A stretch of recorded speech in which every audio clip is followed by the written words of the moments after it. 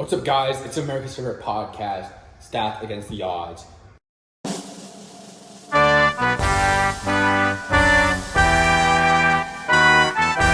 Welcome to episode 1, where we will be discussing the American dream. Is it feasible or is it not? Stay tuned to find out. My name is Vilm, aka Moneyman. My name is Gavin, aka Big Debt. My name's CJ, aka C-String. And I'm Jack, aka Big J. Alright, so just to talk a little bit about the American Dream, right? So it was coined during the Great Depression in about 1931 by this guy named James Truslow. And just to talk a little bit more about like what specifically is the American Dream, it's a lot about the attainability. And to be honest, in my opinion, it's not that attainable, right? There's different barriers that make it so unattainable, like race, like wealth caps and things of that sort. And I actually have a political cartoon to show that. If you just see over here, with the American Dream, the older that you get, the harder that it is to actually achieve it. And to be honest, there's not that much mobility. Mobility, what now? Mobility. Now, when he's talking about mobility, he's talking about like Ronald Reagan with his Reaganomics. You see this right here? That's a stack of money, okay? And you know what Ronald Reagan gets you? A lot of these stacks of money. He had the best economic plan. You don't even understand. Alright, so in this first round, let's just talk about attainability. So, at just like the most general level. Can you give some examples of that? Yeah, so just like in general, there's different, there's racial gaps, like I already talked about. There's wealth gaps, just like with that political cartoon. And there's also geographical barriers, right? If it's hard for you to get a job, it'll be hard for you to try to achieve the American dream. No, you guys are talking more about immigrants here.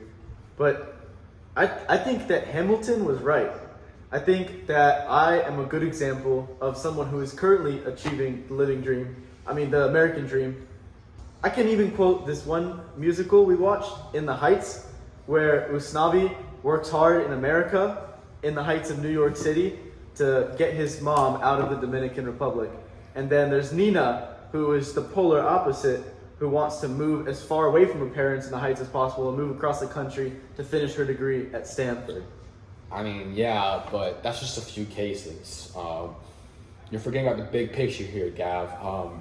According to the U.S. Census for Immigration Services, over 2.5 million people were not able to enter the United States due to their green cards and visas being revoked. Jesus, man. Dang. I mean, let's calm it down a little bit now. The American dream, at its core, is still very achievable, despite these green cards or these Visa cards, these visas that aren't credit cards, because that's the only Visa I know. So I'm just telling you right now that it's still very achievable. I can promise you that. Big J, you got anything to add to that? Let's put some poker. All right, man. Right.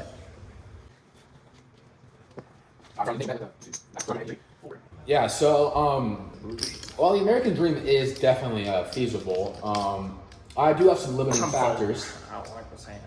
Really? I don't like this hand. I only got 2 blue chips. So American of him. Back to what I was saying. As a mafia, I do believe the American dream is feasible, but also not. I'm kind of in the middle ground. Due to some limiting factors, limiting my success, IRS, FBI. No, but seriously, and my good friend, the late Jay Gatsby, aka the Great Gatsby, can attest to this. We both grew up poor. We rose through the ranks. People would say we would have achieved the American dream.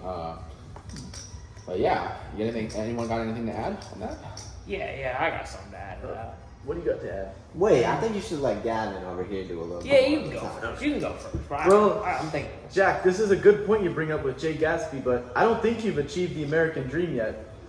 See, with Jay Gatsby, later on in his life, he did rise from poor to rich, but ultimately he was pretty unhappy. Even though he had about all the money in the world, he still was unhappy. He threw all these parties, but he still never had the love of his life, Daisy, with him.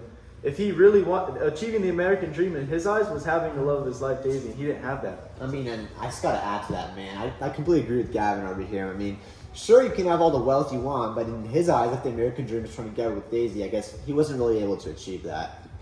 But my friends, let me add on to that by saying, It's ain't money. the American dream Money. just about money? Money. It's materialism that was the core of the American dream. Sure, he wanted the nice woman too, but you can find millions of those. You can't find money just lying around, okay? Ben Franklin. Yeah. Ooh, this is Benjamin Franklin's on this dollar for a reason because he had his American dream figured out. And then these kind of dollar bills is what gets you to your American dream, not no woman. Yeah, I mean, I can see that, but like, I have the problem with it where, you know, people have really lost what the American dream was now. I saw that, boy, put that money back on the table. People have kind of lost it, the American dream, because people now think the American dream is just about money, so they lose track of the important things in life, like their morals, their family, their friends, their health, etc. And we can see that with Jay Gatsby. He is too wound up with his dreams in the past that he ends up forgetting about what's really important in the present, and that kind of causes his downfall. Yeah, I'm glad you're agreeing with this, Jack, over here. I'd just like to add one more thing, just in terms of like the limited attainability. I think, you know, race and racial discrimination definitely plays a huge factor in that. I mean, if you look to like the Martin Luther King's in his speech, "I Have a Dream," you know, he tells us that as long as liberty isn't the one that's being flowed through the rivers, that not everybody's achieving this equal attainability. It makes it so hard to achieve the American dream, and that's mostly about what I really think. Yeah, absolutely. Y'all, I'm gonna raise y'all. Let's do whatever this is right here. Yeah, but that's a good little raise right there. But I mean, well, 18 chips, man. Wow. that's quick math. To add on to what you're saying, I mean, I can kind of see where you're coming from a little bit, and I think I can relate that Martin Luther King quote a little bit to one of my favorite songs by Kenny Chesney. And I remember he sang these beautiful lyrics. He held them. He was like, "Enough, never enough.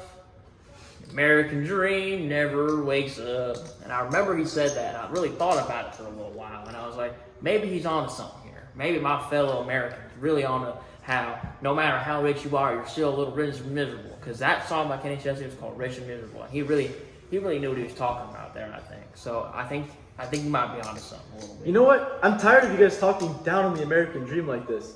I'm sorry. Vion keeps saying that we can't achieve it because of systematic barriers. And then CJ and Jackie are in agreement with Ben Franklin's beautiful forehead on a $100 bill. I think you guys are downplaying my heritage and all the immigrants that worked hard to get where we are now today. So for that reason, I'm going to prove you guys wrong. I'm going all in on this American dream. Wow. You know what? I thought it was always limitedly attainable. I'm out, man. Get me out of here. Well, Gavin, you sure know how to get some people out of the poker game, but you ain't folding me. I'm all in. This is about $1 million. So all in. Oh, it's the American dream versus not the American dream. You ready for the showdown? Yeah. Oh my God. Flipping cards. I don't want to. Flipping cards. I got nothing. Poo pair. Oh! The American dream was fake all along. Oh my I've been god! lied to. I've been lied to. I'm going back to Mexico. No. See, I don't believe in the American dream. I don't believe in the American He dream. was right. You were wrong. I just believe in money, not the American dream. I believe in money too.